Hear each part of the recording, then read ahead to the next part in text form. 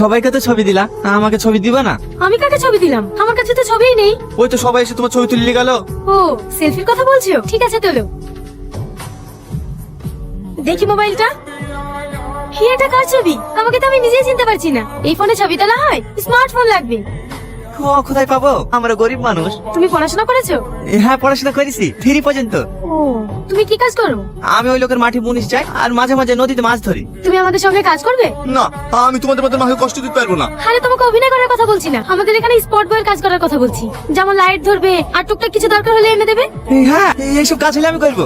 ঠিক আছে, তোমার ফোন নাম্বারটা দিয়ে যাও, আমি ডিরেক্টরের সাথে কথা বলে তোমাকে পরে ফোন করে জানিয়ে দেবো। তাহলে লেখো, প্রথমে 9, তারপরে 7, তারপরে 2।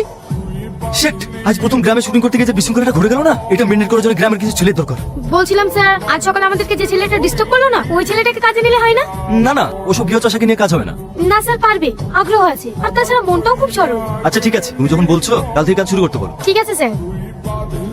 তুমি কোথায় আছো? অনেকক্ষণ থেকে টোটোতে বসে আছি, তাড়াতাড়ি আসো। সালমা, তুমি এখানে কি করছো? কি ব্যাপার, তুমি এখানে? আমি এখানে মানে? আমি তোমাকে বাড়িতে তন্ন তন্ন করে খুঁজে বেড়াচ্ছি, আর তুমি এখানে সেজে গুজে কি করছো? সেই কৈফিয়ত কি তোমাকে দেবো নাকি? সিনকাট, এই জানোয়ারটা ক্যামেরার সামনে দিয়ে কোথায় গেল?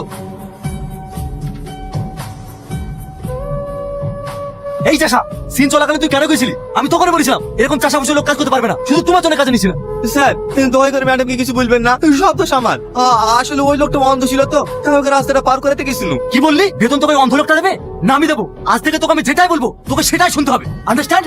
স্যার, ওকে বকা আপনার ভুল হচ্ছে। ওই অন্ধ লোকটা যদি রাস্তা পার হতে গিয়ে অ্যাক্সিডেন্ট হয়ে মারা যেত, তাহলে কি আপনি ওর জীবনটা ফিরিয়ে দিতে পারতেন? শুটিং তো 1 ঘন্টা পরেও করা হবে। তাই আমার মতো ওজা করেছে, একদম ঠিক করেছে। সালমা, তুমি দেখছি আজকাল আমার মুখের উপর কথা বলছো। তুমি ভুলে যাও না আমি একজন ডিরেক্টর।